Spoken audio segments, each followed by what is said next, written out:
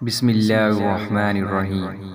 معزز ناظرین و سامعین، بی ایس کے اسلامک اسٹوڈیو کی طرف سے آپ سب کو محبت و بھرا سلام۔ بنی اسرائیل میں دو بھائی رہتے تھے۔ ان میں ایک مسلمان تھا، دوسرا کافر، اور دونوں دریا کے شکاری تھے۔ ان میں سے کافر جو تھا وہ بت کو سجدہ کرتا تھا اور جال دریا میں ڈالتا اور بہت سی مچھلیاں اس میں آ جاتی اور اس کو کھینچنا مشکل ہو جاتا، مگر مسلمان کے جال میں صرف ایک ہی مچھلی آتی تھی اور وہ اسی پر صبر کر کے خدا کا شکر بھی ادا کرتا تھا۔ ایک دن اس کی بیوی مکان کی چھت پر گئی۔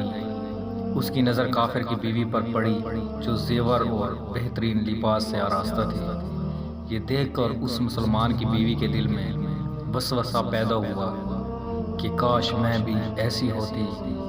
کافر کی بیوی بولی کہ تو اپنے شوہر کو اس بات پر آمادہ کر لے کہ میرے شوہر کے معبود یعنی بت کی عبادت کیا کرے، پھر تم بھی میری طرح مالدار ہو جاؤ۔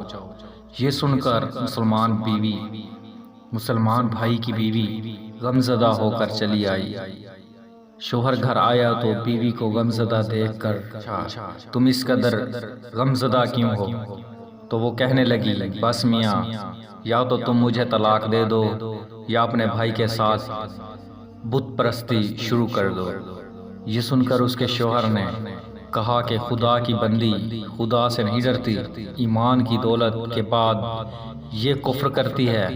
وہ عورت بولی، مجھ سے بس اب زیادہ باتیں نہ بناؤ، میں اتنے دن بھوکی نہیں رہ سکتی، جبکہ دوسری عورتیں خاص کر کے تیرے بھائی کی بیوی زیور اور قیمتی لباس سے آراستہ ہے۔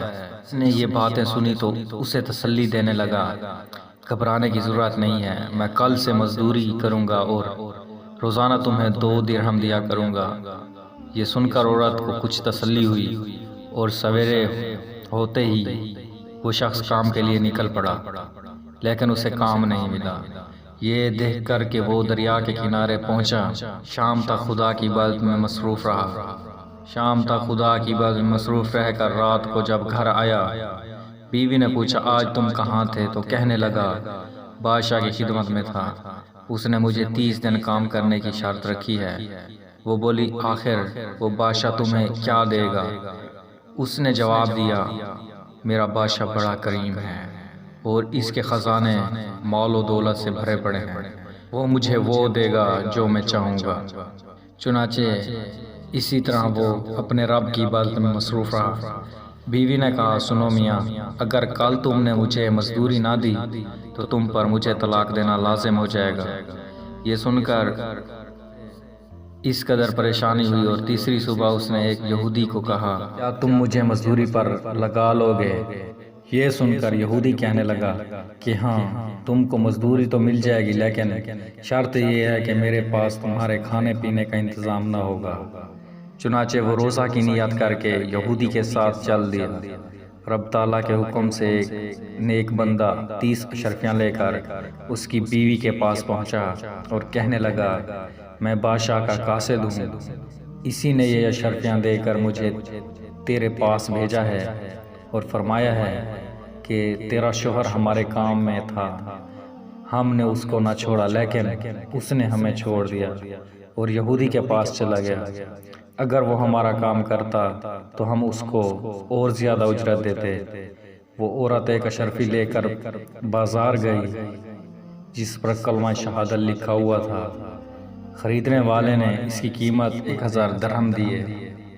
جب شام شوہر واپس آیا تو عورت نے اس سے پوچھا، آج تم کہاں تھے؟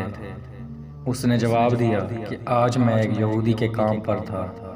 تو بیوی کہنے لگی، آخر بادشاہ کی خدمت ترک کر کے دوسروں کی خدمت کیوں کرتے ہو؟ پھر اس کو اشرفیوں کا واقعہ بھی سنایا۔ یہ سن کر اس کا شوہر روتے روتے بے ہوش ہو گیا اور جب اس کو ہوش آیا تو وہ بیوی سے کہنے لگا، افسوس کہ میں نے حقیقی بادشاہ کی خدمت کا حق اپنے اوپر لازم کیوں نہ کیا۔ اس کے بعد اس شخص نے عورت کو چھوڑ دیا اور پہاڑوں پر چلا گیا اور وہاں خدا کی عبادت میں مصروف رہا، یہاں تک کہ اس کو ملک الموت نے آ لپیٹا اور اس کا